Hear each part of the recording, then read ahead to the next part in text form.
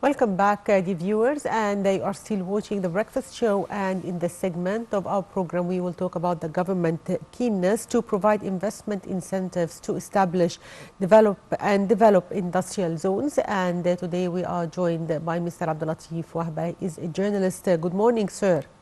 Good morning. Yeah.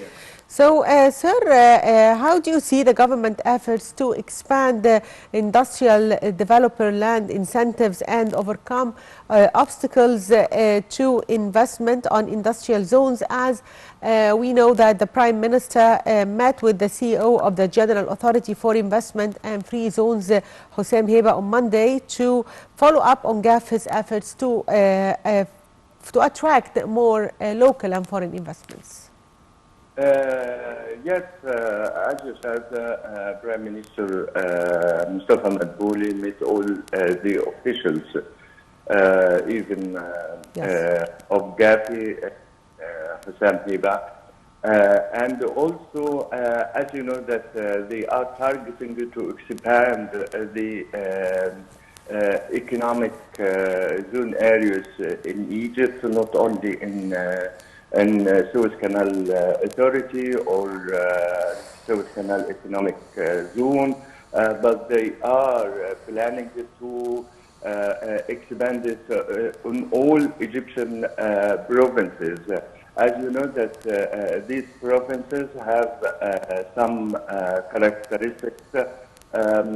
One, if we can say that the Upper Egypt has more characteristics and so different from the other provinces in Egypt. We are trying to, at the same time, to exploit all the natural resources of some places in Upper Egypt, like the Golden Triangle in Upper Egypt, and also if you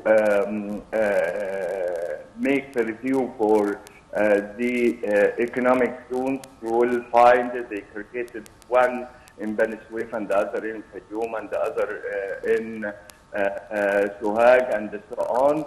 This is, of course, to encourage the foreign direct investment in Egypt. And as you know, at the same time, the government or the cabinet in implementing its plan to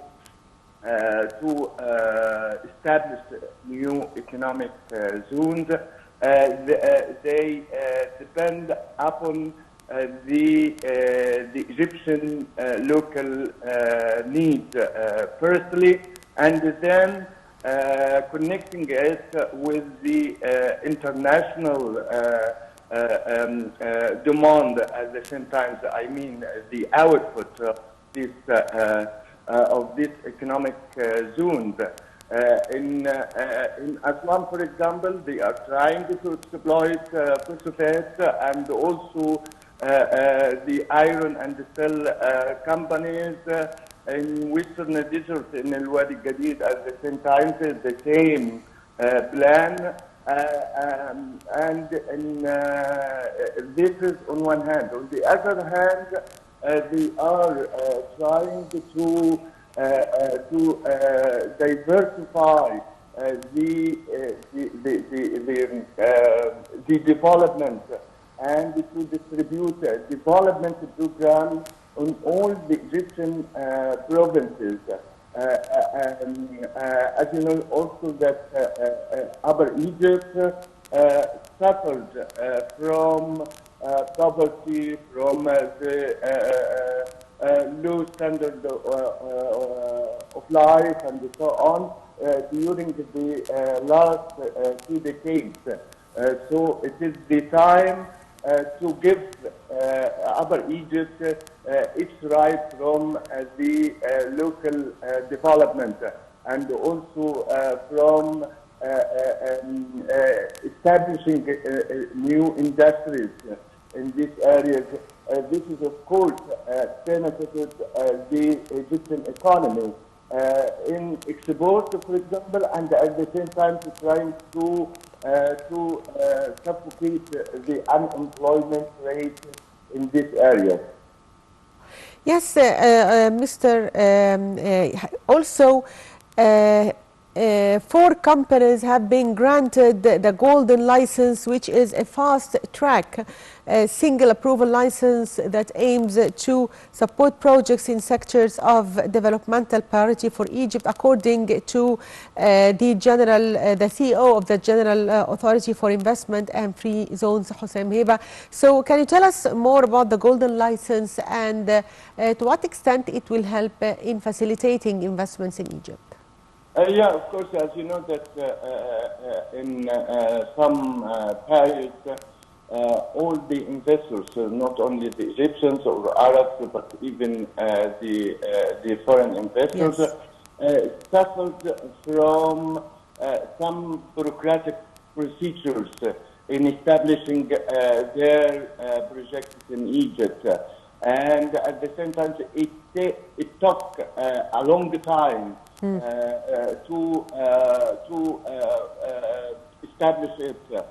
Maybe about 6 months, maybe a year, and so on. Yes. But according to the directions of issued from President Abdel Fattah al-Sisi to the government, he asked the cabinet, firstly, to approve some investment incentives for all the foreign and Arab and Egyptian investors, and at the same time to give them a time to establish their work.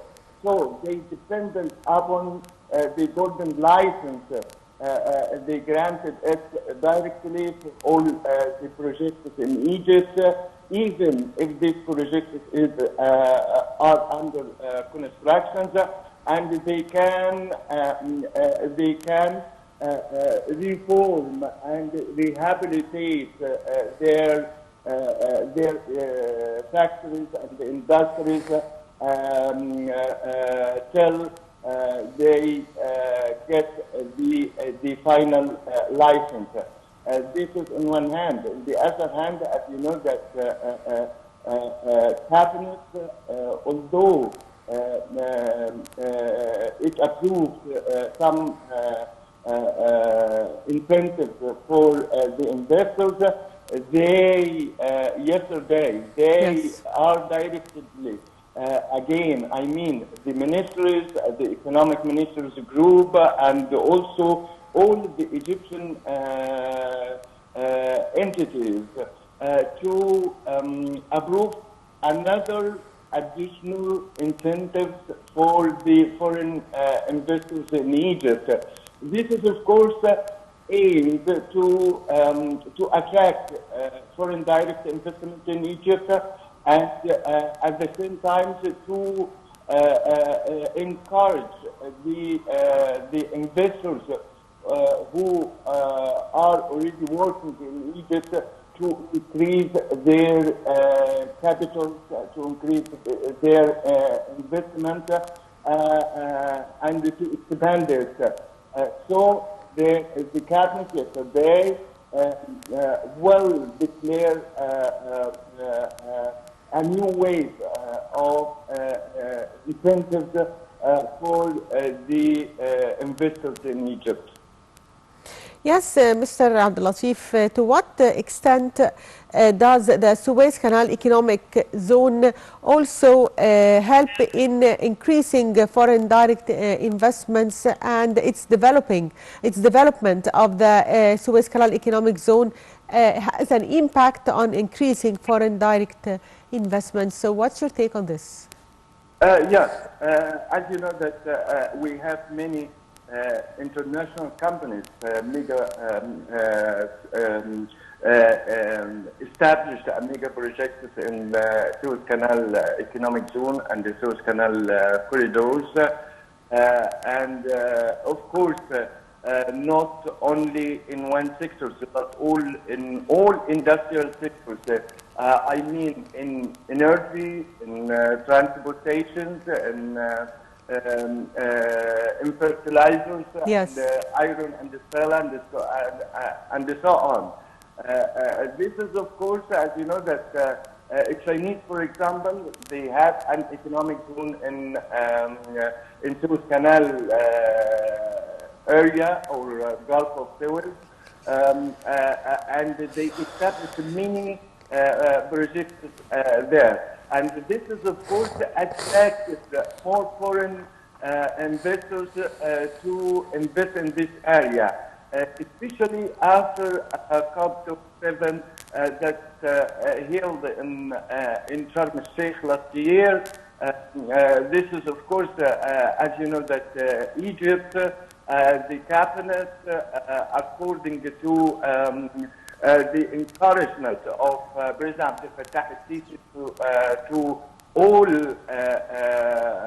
foreign investors, signed many deals for the green green hydrogen in this area. So it is designed to implement and to exchange the deal from memorandum of understanding to agreement to establish their power plants in this area. This is, of course, will help the Egyptian economy, not only in energy sectors, but they can export it to European countries and the EU and many other countries, especially in Asia too, because as you know that we are all the world, I mean, in a problem concerning the power supply. This is, of course, due to the Ukrainian-Russian crisis.